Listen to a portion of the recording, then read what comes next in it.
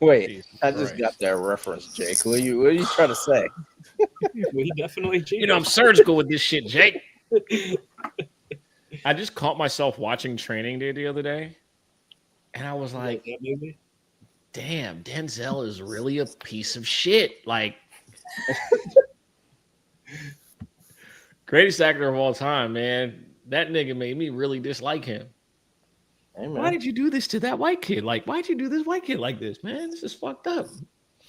He got pissed he didn't let him read his paper. All right. Hello. Welcome back. Week 12, Pay for Play. We are in the building.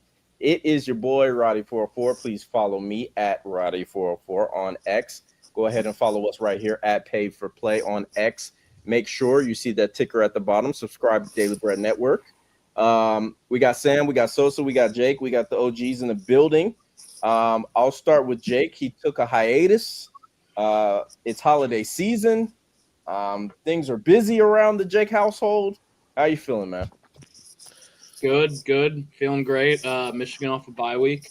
Excited to see him play again. Ready to watch football Saturday. I'm off this Saturday, so I'm ready to watch college football until the sun goes down. So Yeah, looking forward to it. I'm surprised you're not going to be at Wrigley, which we'll talk about in a little bit. I had $500 for a ticket. Yeah, maybe I'd be there. Yeah. Sam, how you feeling? Doing well. Gonna be playing some golf on Saturday morning. Ready to get back out there. You know, nice little last round of the season. Probably. I don't like getting out whenever it's too cold, but probably gonna be in the close to 70 last time this year up north. So, you know, gotta take advantage of it. Get some ball. Pause. Stop myself before that one went out there. But yeah, fall golf up here is very nice. You know, the trees and everything. So weather's gonna be good. I'm gonna be feeling good. Excited for Saturday. All right. Hey, ladies and gentlemen, those are the words of two men whose teams are out of playoff contention. Sam, let me ask you really quickly before I introduce Sosa. Have you ever no-show to a job? No, I have too much integrity for that. You know, not that kind of person. If I quit, I'll do it like a man. Just walk in, just tell the boss directly. There was one time where I was on. I had taken like a 2-hour break on going on like 16 hours of snow removal, and I was about to go back out for probably another 12 hours, and I was like, "Fuck this, I'm done," and just drove home. So. Yeah, but other than that, no. I mean, I know someone who did, Mr. Brian Kelly, bad guy. We'll get into it. Sosa. How are things, my good man? How are y'all? How are we feeling this evening? I'm feeling amazing. I get to play Pittsburgh with their coach lying to everybody to try and motivate the troops. I hope we beat those little motherfuckers by 1,000. I pray to God. I mean, That's all I've been doing, though. I've been doing a lot of that. I've been doing a lot of praying. As a Notre Dame fan, I think it's very important that we keep God first and we continue to move forward, you know, and hope that the team continues to grow as one, you know. You listened to Joel Osteen before you came on here? No, don't disrespect me. That sounds like a Joel. I'll be listening to Jimmy Swaggart. Oh my God! All right. Well, let's go ahead and get into the Week 11 review. I mean, we've already previewed a couple of topics that I wanted to go over. Pat Narduzzi saying that he doesn't really care if Notre Dame beats them by 100. He just cares about the rest of their ACC games. LSU accusing Brian Kelly of being fired for calls because he no-showed. I mean, where do we want to go first with these two interesting topics? I mean, it's interesting to say the least. You're the host. Lead us. All right. Well, then I asked you why you no-showed for a reason. Since you said something first, we'll go with your story. I mean, I know we came in here last week on your return and said, you know, you were glad that y'all had money, right? But this kind of looks like y'all are like, over leveraged ourselves a little bit. You know what I mean? Saying a guy, and for those who don't know, Brian Kelly and LSU are in a battle about his buyout, and you know, because he has it in his contract that he has to be fired for cause. So basically, what they're saying is Brian Kelly no called, no showed to his job, and that's why they fired him. So I don't know what to take from that. What am I supposed to say? Like, that just sounds like workplace games to me. If I'm being honest. I mean, what do you say? Sounds like a great reason for cause. Guy just stopped showing up to work, you know? I don't think it's that we don't have the money. I think everyone will see that whenever the price of a Caniac combo goes up in a couple of months. But, yeah, like, I think anyone would try to save $54 million. I mean, you go to like try and buy like you ever get on Facebook Marketplace, you try to negotiate a deal. Like, I got the money that you're asking for, but I'm going to try to get it for a little bit cheaper. Like, you try to wiggle out here and there, but I mean, look, if there's one thing I know, it's that Louisiana law is different than any other state in the union. And I know this because my cousin attended LSU law, and I've tried to get a couple of like law opinions from her since she's graduated, and she said she just can't do it because she just knows Louisiana law because it's just so different down there. So if it's going to work, might as well try. I mean, it's the one place where it may actually stick. So if it works, it works, and then we just pay him down the road. So, Okay, all right, fair enough. Try to bend the rules when you can. Yeah, I agree. I feel it. Now, Jake, I'll go to you. How would you feel if a coach, an opposing coach, he's back. Told you, it's her house. The Bills, it's her house.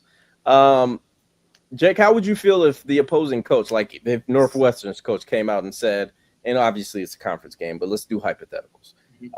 He said, I don't care if Michigan beats us by 100. Like, as long as we win the rest of our conference games, that's all I care about. Like, would you not just go slam the other team's spread at that point? No, I would actually take the team set it spread. I think that's a bunch of fake hype. I think they're locked in. This is their biggest game they'll play all season. And saying, "Oh, I don't care if I don't buy that." Narduzzi's always been like that in the media, though. If you follow him back to his Michigan State days when he was the DC with Antonio, they always do that. I don't believe in anything he's saying. And plus, he made the QB change, and they've looked pretty good ever since they took Holstein out. Mm-hmm. So they've been rolling ever since. So I expect a competitive game this weekend. All right. Sosa, do you agree? Competitive game? Yeah, I'm putting my Raising Cane's order in. Give me a second. Oh, okay. All right. Yeah. Can't believe Funding this that dude buyout, Sam, man. Can't believe he just did that. Like, now I need chicken all of a sudden. I don't know. It's one of those things. Anyway, as far as the Brian Kelly thing, you know, listen, sometimes you don't want to pay child support, and it bees like that. I don't know anything about that, but I guess it's one of those times, right, where it's like, you know, you have to pay it, but like, you'd much rather just go through just make your ex pay for a lawyer and just drag it through the mud. Why not? Fuck them, right? Like, I think that's kind of what it feels like here. Like, you know, like who gets to get see paid at some point? Might as well drag it out. Yeah, you know, so just drag it out. We don't like Brian Kelly. We never liked him. I'm cool with that. As far as the whole Pittsburgh thing, bro, listen, coaches have to do anything at this point in the season to motivate their teams, okay? Pittsburgh, great story. I think they haven't been anybody good, right? No offense, but they haven't. And I like the young quarterback. Is he never mind. I think he's a really, really, really, really, really good quarterback. I know Holstein was, but I don't know about the other guy. Every week, bro. It's gonna do it every week. Are they like more pro style or like? No, I'm just kidding. Yeah. I've watched the young quarterback. I actually watched a lot of the game against Florida State, and he looked like he could be something, right? Narduzzi might be going somewhere, taking a job somewhere else, though. There's a lot of people that think he's a good candidate for other jobs. I don't think so. I think he's a middle-of-the-pack dickhead who says stupid shit to the media like we don't have a chance. I guess whatever motivation tactic that is, I don't think there's a more motivated team in college football right now than Notre Dame. We lost 2 games. The entire season is still in front of us. We have the opportunity to do exactly what we did last year, give ourselves a chance to play for a national championship. I think we have the best coach in America, and we're well equipped to do it. So that's that. You guys can disagree. You guys can lie about Cignetti being a better coach than Freeman, who made sure he whooped his ass when he saw him. But that's neither here nor there. Hey, look, you might get the opportunity. You might get the chance. We're You guys still play again. Sorry, best team in Indiana resides in South Bend. We all know this. all right. And listen, I'll say it like this. I'd take C.J. Carr for Francisco, Fernando, for whatever the fuck his name is. It looks like his name is Chad. You could also say Notre Dame hasn't beat anybody, though. Right? Mind your Bingo. business, Jake. You're a fucking Michigan fan. Bingo. Hey, we have one game and we're in. We got to win one game and we're in. But no, Brian Kelly, biggest scumbag on the planet. I hope he gets none of the money. If they could somehow not pay him any of it, I wish they could. Biggest scumbag in college football. And y'all really trying to take from that man's pockets. That guy's made He's millions. rich. Yeah, what the hell? That guy. Yeah. We're trying to save the taxpayers of Louisiana millions of dollars. Yeah. Trying to not cripple a state economy. Yeah, Louisiana's governor is crazy. All right. Well, let's go to the college football playoff rankings. The second edition of them are out. A lot of people felt like, and another thing that probably we should have visited first regarding a Week 11 review, Omar Cooper and Fernando Mendoza. I mean, when you talk about just poor read, man, I mean, just a heartbreaking, skull-crushing loss. Indiana beating Penn State at the crib. That's a reach. Anyway, now obviously Texas A&M handled business against Mizzou. I think their quarterback went 7 for 26 or 25 passing, and had under 100 yards. So that contributed to them losing by 15 points, or however many points they lost. I don't give a damn. Now, I guess my question is there anybody on this list who should not be on this list? Because I see a sore thumb sticking out. Nobody else sees in the top 10. What sore thumb sticks out to you? You're going to lie and say Texas? the Tennessee Volunteers. Why are they still ranked? The SEC, man, it just means more. Oh, my God. Hand up. Yeah. I got to throw us back to our preseason episode. We picked which team would be unranked in the top 10. I picked Texas A&M. I could not have been more wrong. They fold every year, but good God, do they look like – they look by far the best team in the SEC. I think they look head and shoulders above everybody. Yeah, I agree. I mean, Bama I think is the second best, but I still think they're better than Bama, and we'll see soon. Yeah. Yeah, well, we're gonna talk about one of those games. Yeah, we're like the best. We're really good. Then we are really good. We're good as fuck. Then bet. Oh God, I think you guys are good. Head and shoulders best team in the SEC. Bring on anybody, bro. I love to hear that. They beat shit down everybody's leg they play. Besides you, one fucking point. Besides you, I said besides. I guess I'm saying. Yeah, no, you're good. I never denied that you're not good. And they got a dummy not Nebraska. They got a dummy South Carolina team this week. Does Texas A&M at the crib? We will have a play in that game later on in Best Bets. But yeah, nothing really for me. I mean, Georgia State's put obviously top 5 has basically been the same top 5. Texas Tech over that slaughtering of BYU gets moved up to the 6th spot. I definitely think that's deserved for what they've shown over the course of the season. The Vanderbilt Commodores, man. I mean, when we talk about, we might have to have an award going forward on the show of Coin Respecting Team of the Year, because they are easily the Coin Respecting Team of the Year. If they weren't on a bye, I would look up the stats. Are they on a bye? No, I think they play this week. Also look at how they did the ACC. Yeah, because it stinks. Five teams within 15. Their highest ranked is 15, and the lowest ranked is 22. You got Miami, Georgia Tech, Virginia, Louisville, and Pittsburgh all in the same mix right there. You know, I was reading a scenario where if like they cannibalize themselves, they could somehow miss the playoff completely. The ACC. Mm-hmm. Yeah. No, I think league champ has to make it though, right? I don't think so. It's the 5 highest ranked league champions. So it doesn't mean like if there's a league champion, 2 league champions. Okay.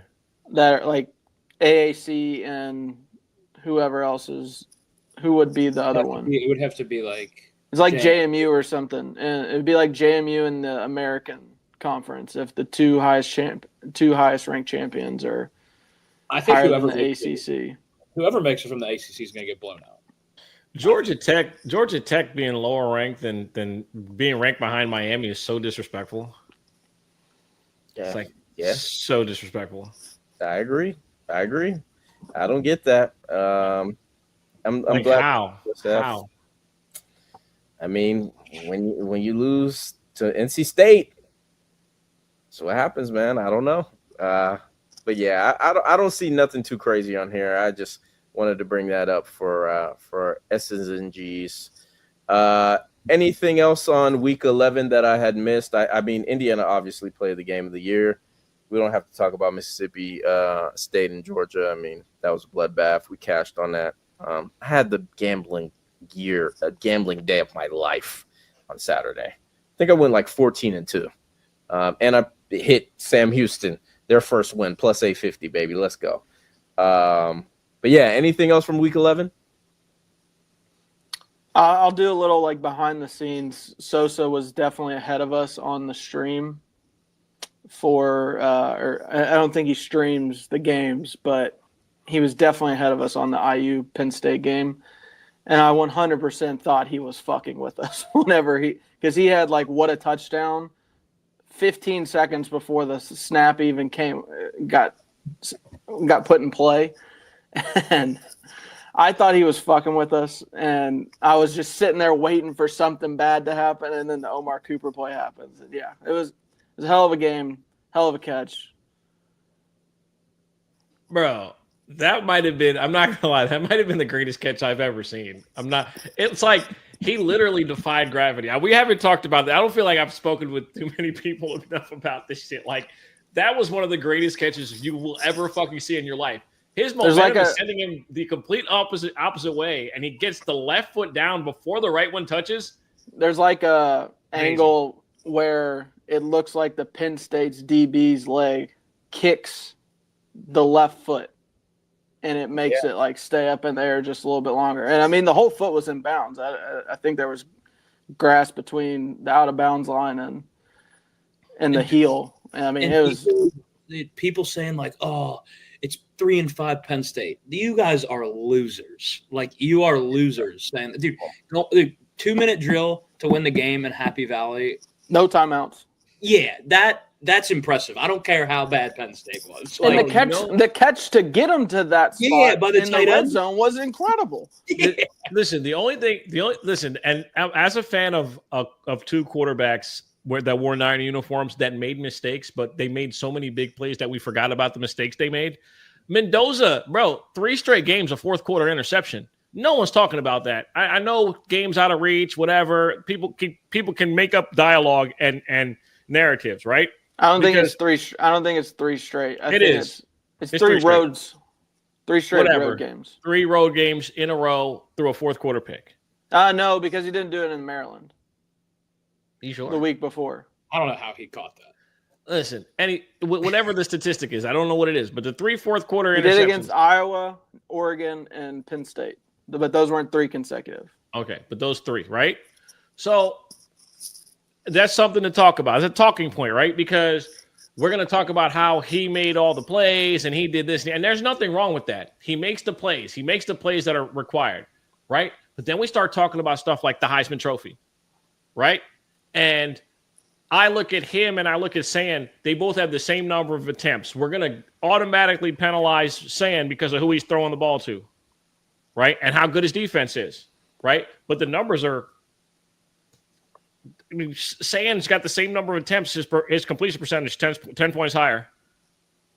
Yeah, he is. And he's averaging a longer depth of target and on depth of target attempt and completion, both more vertical than anybody out of the quarterbacks that of the teams that are good. But for some reason, I'm supposed to believe that Sand shouldn't be in the conversation because of who he's throwing the ball to. Yeah, well, this is the argument that I had in a space this week, and I think this is the key thing about the Heisman Trophy. The moments hold so much weight.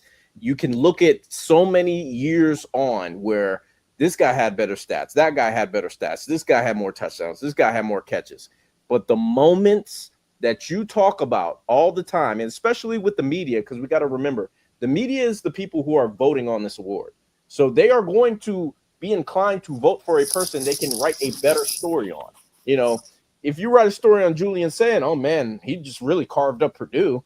You know what I'm saying? That those 2 touchdowns they scored in the Texas game, man, that was amazing. Like, you know what I mean? So it's really about narrative. Like that it's and we always say this about the NFL MVP, but the Heisman Trophy is probably the OG narrative award. I'm just being real. It's a moot point because the votes are due the Sunday after the Big Ten championship, and that's where it's going to be decided. Yeah, it could be. But if Indiana loses, and I guess if Julian doesn't have a moment, I can't see them taking it away from Fernando, bro. I can't see Sand playing Michigan not beating the brakes off of Michigan this year. And I mean, I honestly believe that's where we'll find out what he's made of. We got to prove Michigan's not that great. We can admit that, Jake. We can admit that. That's right? Just sweet. I think he's now you're probably not. You probably don't want to admit that you're going to get the brakes beat off you. I get it. But if he does walk into the big house, they play y'all at the big house this year, right?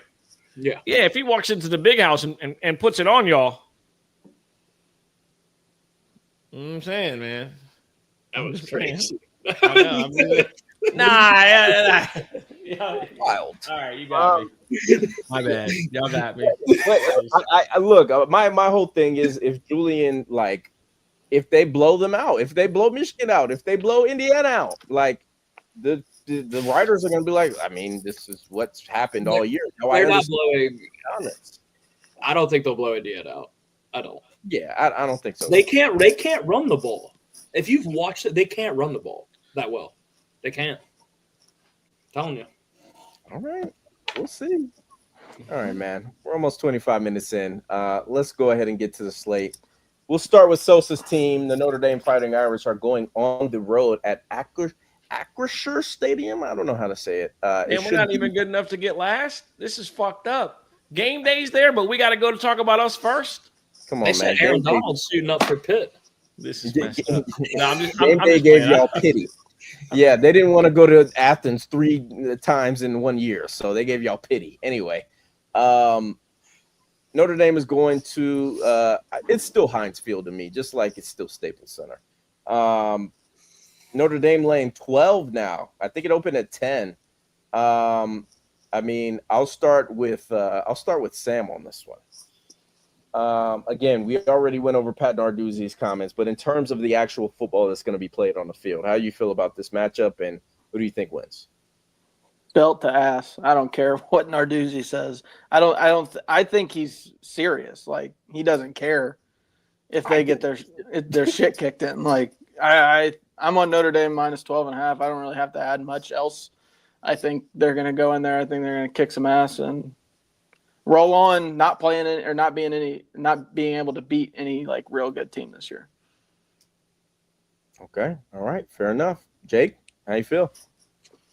I alluded to it earlier. I think it's going to be a dogfight early, but I think Penn State. Jesus, I think Notre Dame pulls away late and wins the game by Probably 2 touchdowns. I think the run game will just eventually be too much for him. And I don't think Notre Dame's defense is that great, so I don't think the QB has much to worry about at Pitt. Okay, fair enough. Sosa? Ah, brother, CJ Carr and Jeremiah Love got me. CJ Carr's a star. He's a star.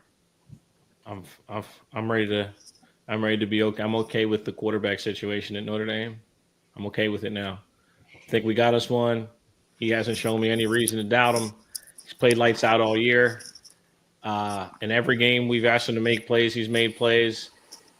A couple games the defense couldn't do enough. I do agree with what I think it was Jake that just said. Our defense is not that great.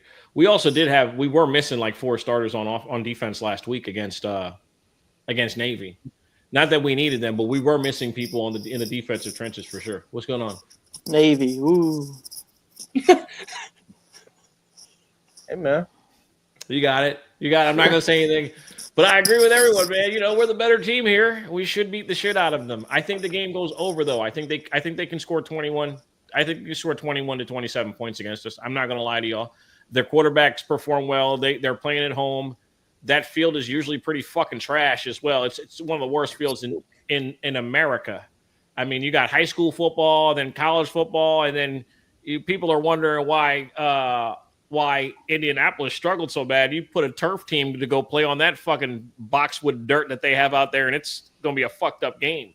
Isn't there a game there the next day, Jake? Don't the Bengals play there the next day? Yeah, they do. That's what I'm saying. Like, they're gonna play on Saturday, and then on Sunday they're gonna play again. So that's the weather going to be Saturday night? How's the weather going to be Saturday night? That's what I'm thinking. Because the game it's supposed to rain here Saturday, and we're only like 3 hours from that. They resod the field too, like right afterwards. It's like some other shit. Yeah, that place is. It's pretty bad. I can't lie. So like, hopefully we get like the better share of it. But I do believe too. Like it's like Pennsylvania State playoffs right now too for like high school. So like everything is going on there. Like they got Friday night games, Saturday night games. There's no way they're doing. There's no way they're doing a state championship there. No, state playoffs. I think more than one round gets played there. To be honest with you, I think it's something like that. They're taking ACLs. Yeah, bro, they talk about the turf being fucked up there all the time, and that's part of the reason why when the Colts played there on a Sunday, I'm like, bro, like the Colts are gonna they're gonna have a hard time just getting their footing on the fucking field because that's like an adjustment period. It's gonna happen, but nonetheless, I don't think that should be a matter of an issue in this game. I just think that it's something to think about. You know, I mean, it's something that's always been an issue there, and I don't know about the weather, but you know, we did see like insane weather last week, and Notre Dame had no problems. Y'all have turf now. It's going to be a high of 63 degrees. It is a what percentage of rain? 61% probability of rain, 37% probability of thunderstorms. So wouldn't be shocked if there is a stoppage in this game. You never know. It's a night game, correct? No, noon. No, it's noon. So okay. yeah, so it'll probably be ugly. But I laid the points with Notre Dame as well. I think it's going to get up to 13 by the time you're watching this. So I don't think they have a problem here. I think they cover pretty much with ease. But Pitt's team total has gone over in the last 10 games. So do with that information what you will. All right. Anything else on this one? All right. Now we're headed down south to Tuscaloosa, Alabama. The Oklahoma Sooners are headed down there as well to face Alabama. Alabama's getting 6 at the crib. Again, the Tide since 2021 are 32-1 in Bryant-Denny Stadium. 32-1. That only loss being to the Texas Longhorns 2 years ago. When I'm looking at this one, the key matchup for me is going to be Oklahoma's defense against Alabama's offense. I've said this before, and I'll say it again. Ty Simpson is carrying the Alabama Crimson Tide offense right now. If their defense wasn't worth nothing, they would probably have lost 3 or 4 games already. They had, and Sam knows this, as I'm sure he watched every single second, There was a combined between two teams 109 rushing yards between the LSU Tigers and the Alabama Crimson Tide. So, Sam, I'll go to you first. I really want to take the 6 with Oklahoma, but I think the Tennessee game was anomaly. I think Tennessee's defense is really that bad, and they really are that undisciplined of a team. But I'm interested to see how you feel. Last week was, I don't know if I texted you all this, but it was the most infuriating LSU game I've ever watched. They're not that good. They're just not. Like, Alabama is being held together by Ty Simpson and a good defense, and like Ryan Williams, not great. They can't run the ball. Like, their offensive line kind of reminds me of LSU's last year, where they'll probably have a lot of draft picks on it, but can't run the ball for some reason. But I'm going to go with the home team. I'm on Alabama -6. If it was outside of a one-possession game, I would probably lean Oklahoma as well, but I'm on Alabama -6. I do also like under 45.5. I just don't think there's going to be a ton of scoring unless Ty Simpson really takes over.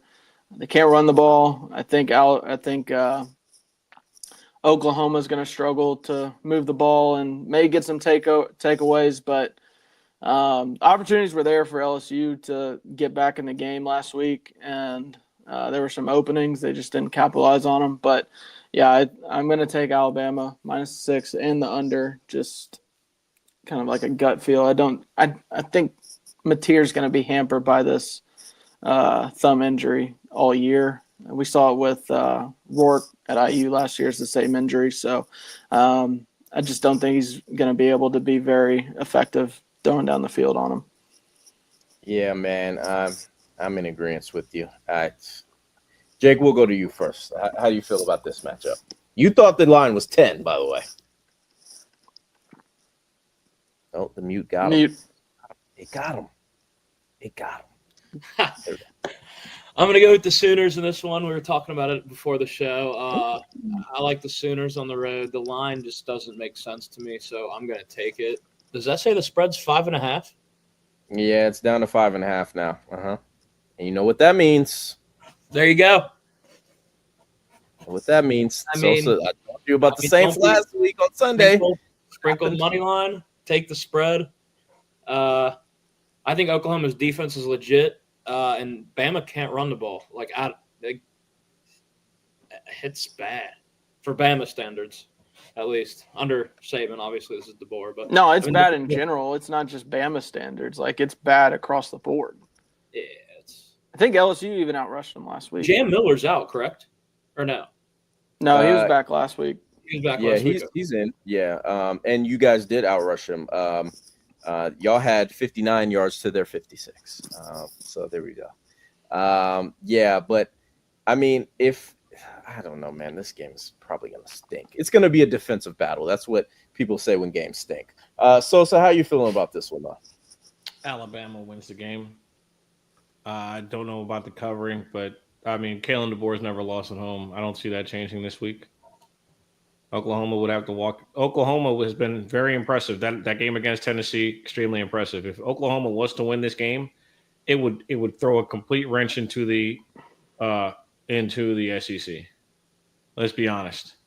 Like, everybody, the selection committee, the selection people, everybody is praying and hoping that Alabama walks out here with at least a 1-point victory, because Oklahoma could turn the entire season on its head and the entire SEC on its head if they win this game. Who would go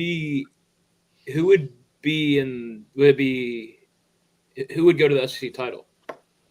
It would still right be now Bama. It's A&M and Georgia, isn't it? No, it's A&M and Bama, because Bama hasn't lost in conference. Right, and Yeah. so hence why this weighs even more, right? But Bama has a tiebreaker with Georgia, so because Georgia can't beat them, so. Well, I mean, what? You laughing, Jake? I told you. Y'all really suck, bro. I know you told. Yep. Fuck. I told you. Been telling you all year. Yeah, if I'm looking at this one, man, I'm I'm taking like you see Alabama's team totals at 25.5. Like only Tennessee got there, and they barely got there if you watch that game. So I'm taking the team total under 25.5. I'm taking it right now, actually. I can't see a world where Alabama scores 27. I think they might not score 2 touchdowns in the first half, which their team total in the first half is under 13.5. I think this is like a 7-10 maybe game at half, and then maybe like a 24-17 game in general. I think Bama could cover, but again, like Ty Simpson is going to have to play out of his mind per usual. So that's the only read that I have in this game, to be honest. Whose schedule is this on the screen on the left side? So, I'm glad you asked, Jay.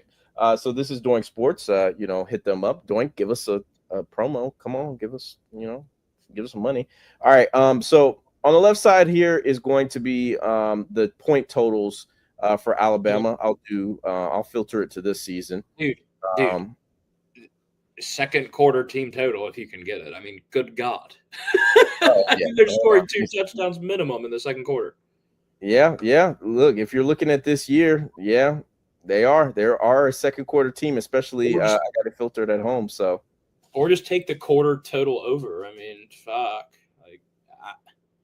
It seems like the second quarter they're locked in at home. I mean, so slow start and then they come out firing in the second quarter. Yeah. So Oklahoma, they're not the greatest second quarter team. They're much so a third quarter team, though. Good Lord, they got what? Most of their, they're spotty. You know what I mean? Like it's just, but they have put up some points. I don't really count this Texas game here because this is Material's first game back from injury, but they're good for at least a touchdown. So maybe that third quarter over might be a play here. But yeah, with this one, you got to really search hard for some plays on this game. So that's all I got. Anything else on this one, boys? All right, let's do it. All right, you know what time it is. Sorry, I'll bring you back. See ya. All right, ladies and gentlemen, I've been saying on this show for the past 6 weeks that I'm only going to talk shit 2 weeks in this college football thing. We are going to beat the hell out the Texas Longhorns. Okay? I understand that they're the belle of the ball. They're the darling of the SEC. They came in, gave us some money, the boost that we didn't really need anyway. Okay?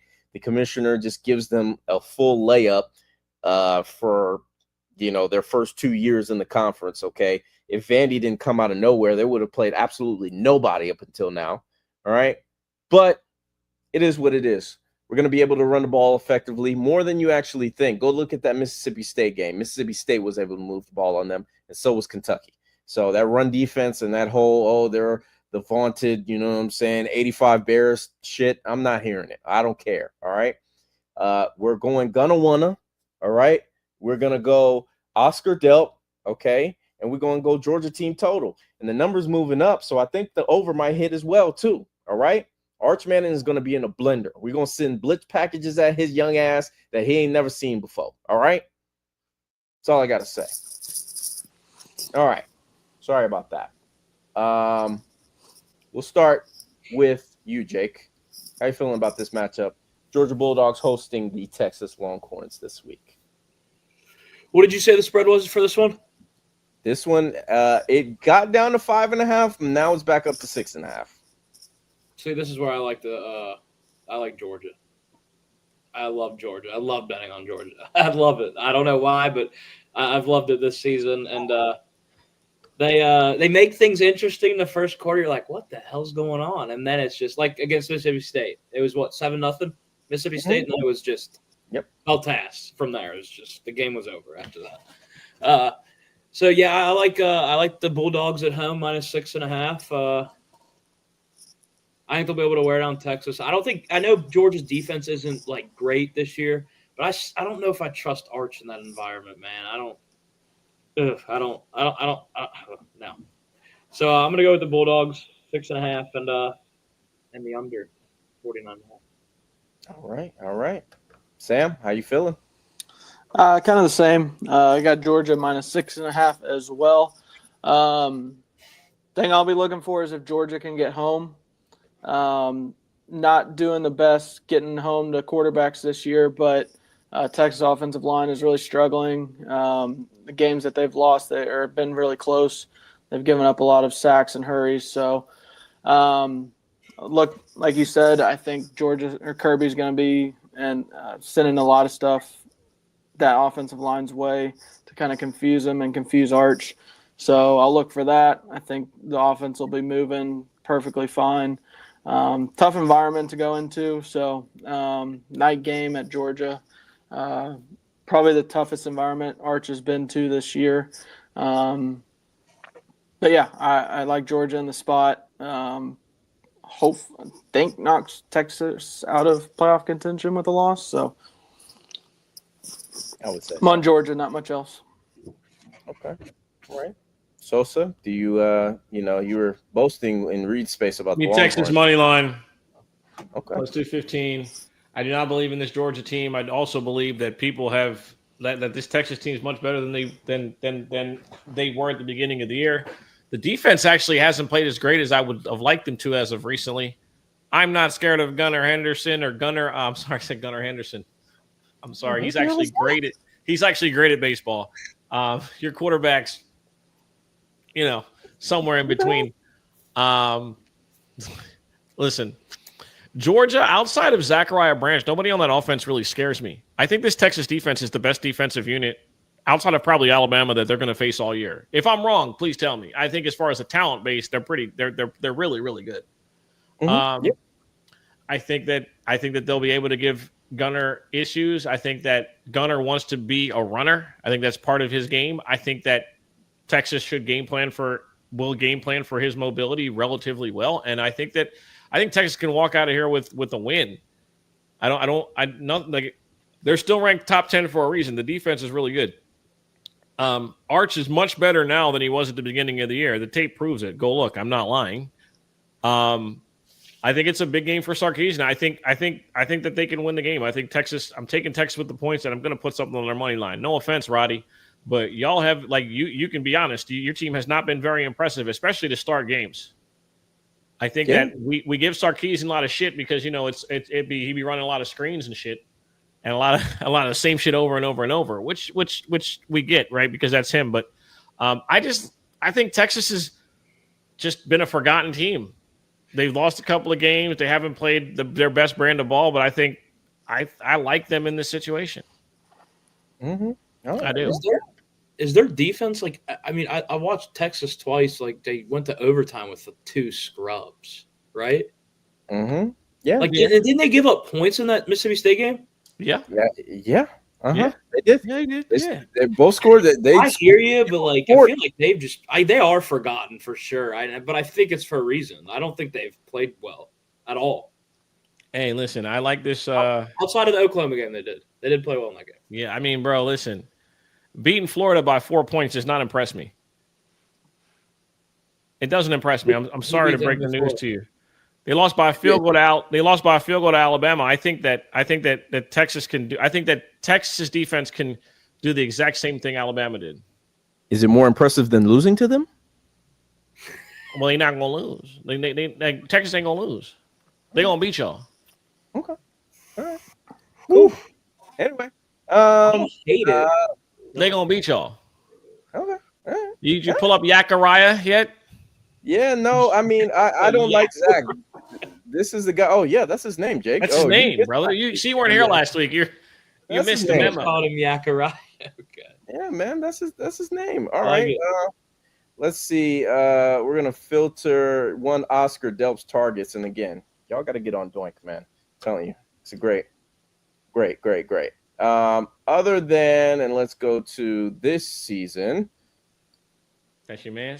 All right. Other than Max Clare, new kid, new offense. We had Willie Rodriguez. I bet you if he walked into your living room, you would know exactly who he is. And Seydou Traore. All right. They both hit this line against the Texas Longhorns on at the crib. I mean, look, man, if you're going to give me Oscar Delp 20 yards at minus 106 on FanDuel, he's hit it in the last 3, as y'all can see. Lawson Lucky got his absolute brain splattered all over the place in the Mississippi State game. So he's going to play with the concussion, but I still like Oscar Delp over his receiving yards. I like it 20, 25, whatever you want to do with it, but the baseline is 19, so that's definitely an official play for me. If we come back up here, I said I like my boy Gunna Wanna, so we're going to filter pass attempts. He averages 28 over, well, 28.9, so we'll do more than 28 pass attempts per game. The only players that haven't hit this is John Mateer with a broken thumb, UTEP's quarterback Malachi Nelson, and Walker Eget of San Jose State. If we filter it to the road, only Cutter Boley has not, or well, now actually Cutter Boley hit his passing yards. So if you're going to give me Gunna One at 224, if the run game does break down, I think he'll be able to pass the ball. Again, I don't love Texas's secondary. I think they're a little overrated. But yeah, that's all I got on this game. You obviously know what I'm rocking with on the spread, but that's not an official play because y'all will say I'm biased. I just had to show y'all the evidence for the props. So anybody else got anything on this one, or are we good to go to best bets?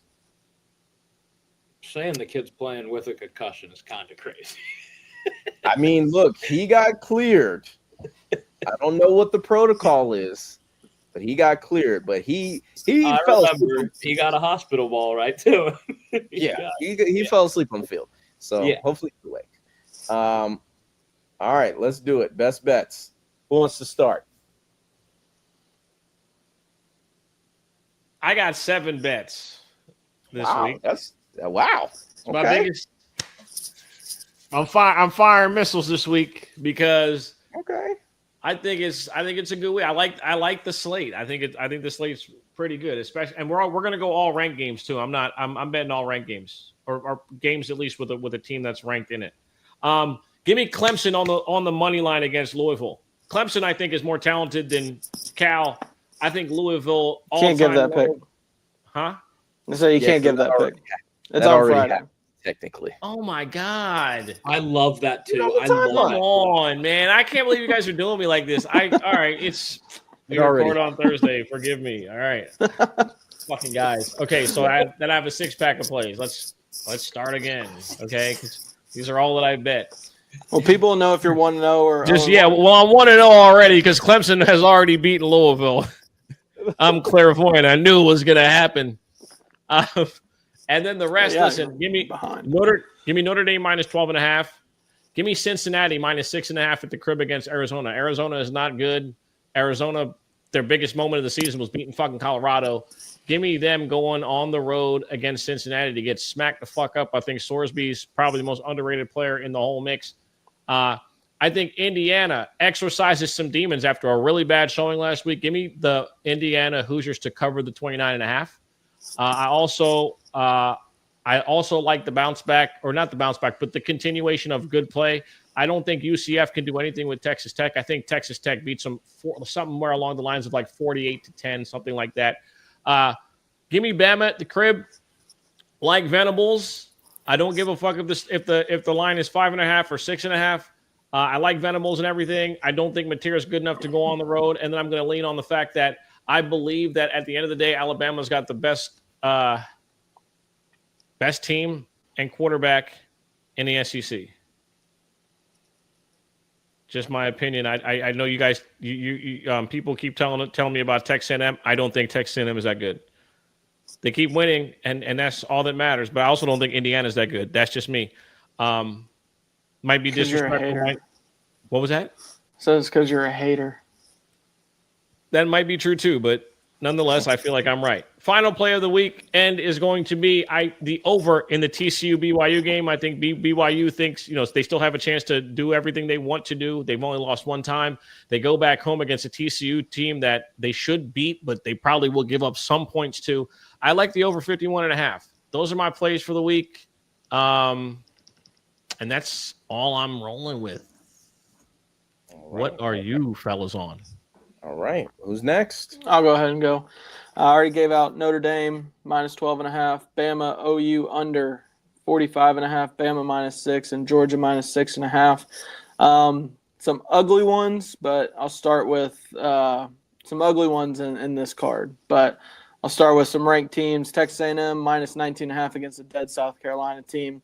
At home, I think they handle business, keep beating the hell out of bad teams. Utah, Baylor over 59.5. I think Baylor is a very bad defensive team. Probably going to put up some points as well. Under 59.5, I think this game gets into the 60s. So like that one. I'll go Arkansas team total under 25.5 against LSU. No official play on the game, but I think with Whitweek's back, defense is still playing really well, as you saw last week. They're the only reason we were still in that game, and even had a remote chance of winning it. I think they'll give Arkansas's offense fits.